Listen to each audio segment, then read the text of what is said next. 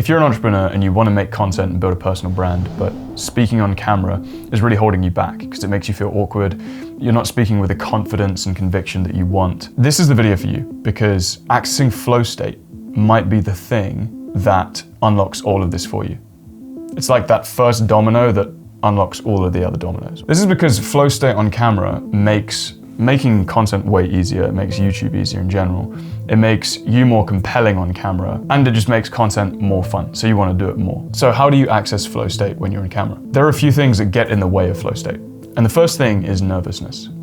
Now, nervousness isn't a problem, and this is an incredibly important lesson I learned when I was in a band. So before getting on stage, I'd be really nervous. And the only thing I'd want to do would be to get rid of that nervousness. I assumed that the top performers just didn't get nervous, and all of these nerves would make me a worse performer. You know when you see somebody like give a presentation in front of your class or whatever, and they're holding their notes, and then you just see them do this, and it's like uncontrollable. They literally can't stop it. This has happened to me before in class. So I thought when I was on stage, I needed to get rid of this nervousness. If only I could just not feel nervous, then I wouldn't have any of these signals that I was nervous and everyone would think I was confident. Instead, what I found out is that nervousness is basically exactly the same thing as excitement. Like, it's the same bodily sensation, and the difference is just where you interpret it. So if you interpret nervousness as a bad thing that you want to go away, it makes everything worse. It'll make your performance worse. It will make how you speak on camera way worse. But if you interpret nervousness as excitement, which is, oh, my body's getting prepared, this is exciting, this is it's like a slightly risky thing, that's why I'm excited. It's something that feels like I'm engaged in it. If you can allow that nervousness to bring more engagement into your performance and allow you to lock in, that's what you want. So the first thing here, reinterpret nervousness as excitement. When you feel, like, where do you feel that in your body? Your nervousness. Butterflies in the stomach is a classic sensation that people describe. If you interpret that, instead of butterflies, if you interpret that as like a sinking feeling in my stomach, not very good. But if you interpret it as like excitement bubbling away in my stomach, excitement to take action, excitement to do this, come on, let's go, then that will just come across as enthusiasm and excitement on camera rather than the nervousness and like a deer in the headlights kind of vibe. So before you get on camera, just check in with your body. Check in, is there any nerves? Do I feel nervous? And instead of fighting that nervousness, welcome it in, reinterpret it as excitement, and see how your performance transforms. The next thing is thinking versus doing. This is a really important distinction that gets in the way of a flow state. People describe flow state as being lost in a process for hours. You might be thinking a lot within that flow state, but it's almost like you don't remember the thing. It's not the kind of thinking where you're constantly stepping out of your task and thinking about, oh, I'm out of my task now and I'm thinking about if I should go back in, this sort of procrastination thinking. Instead, you're in your task and you're like thinking in this bubble of what your task is. It's sort of a channeled thinking. When it comes to speaking on camera and like public speaking in general, or speaking to people, you don't want to be thinking whilst you're speaking. So you don't want to be taken out of the actual dialogue that's coming out of your mouth and questioning yourself, or thinking about what you want to be doing tomorrow, or thinking one line of thought while speaking another line of thought, because that's exactly how you lose your train of thought. So instead, you want to align your thoughts and your words. So you want your thoughts and your words to basically be one, rather than thinking here and speaking here and thinking about what I'm going to say next. Your thoughts are just coming out of your mouth. How I started doing this when I started speaking to camera was doing an exercise called thought strings.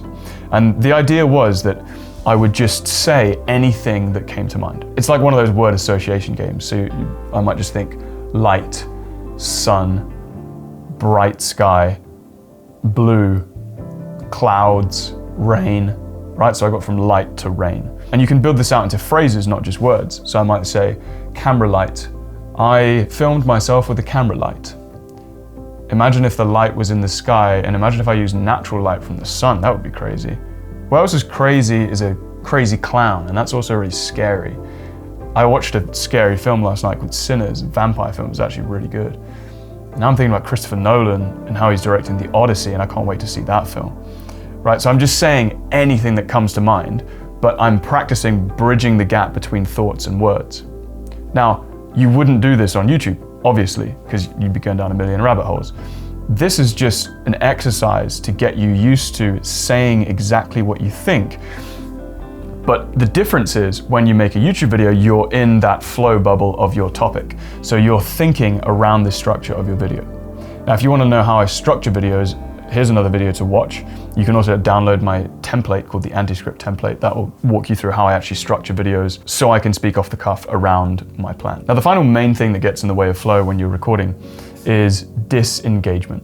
So a feeling that you are not actually engaged in this process in the first place. Now, this block usually comes after you've made a few YouTube videos, because in the first few YouTube videos, you're mainly thinking about nerves. Disengagement is something that happens when you're feeling more like apathetic, like, oh, I don't want to make this YouTube video today. I know I can make a YouTube video. I know I can talk to camera sort of good enough, or I can sort of put on a mask or my sort of go-to presenter shtick and then talk to camera. I know I can do it, but I'm a bit apathetic about it. I don't really feel engaged in this process. I might be questioning, what's the point? Or I really don't feel like making a video today.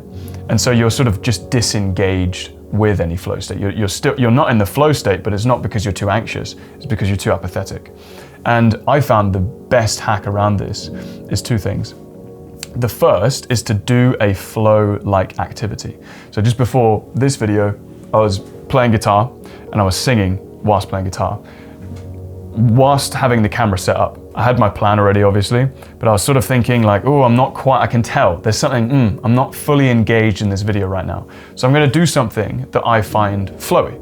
And for some people, this can be like building Lego. Like it doesn't have to be anything musical, or it could be drawing, like free-hand doodling, something the way you just sort of get in that flow state. I was playing guitar.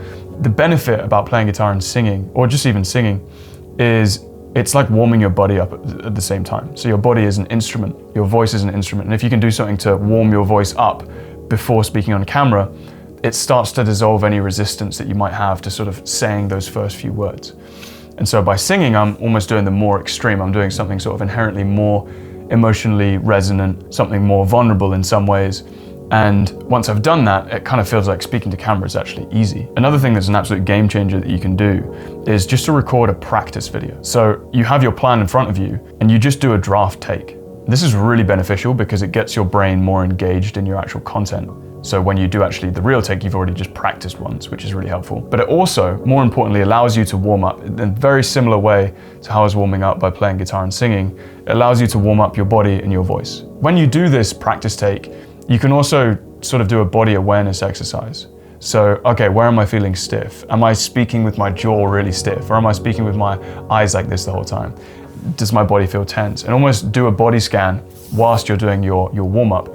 And this is such an efficient use of time. You might think like, oh, I don't want to do a practice take, but it actually will save you time because you're not only going over your script, but you're also warming up your voice and your body. So when you actually do record, it's going to flow way more easily. As I said, that planning template is in the description. If you want to learn how to plan your videos, go ahead and use that. Also, I'm opening up applications to the natural speaking system again. If you're an entrepreneur and you want to learn how to speak on camera with confidence, eliminate that feeling of awkwardness, and learn how to create content that brings in views and sales to your business, the last 2 cohorts have sold out, so get on the wait list if you want the opportunity to apply. I'll see you in the next video. Stay connected. Bye-bye.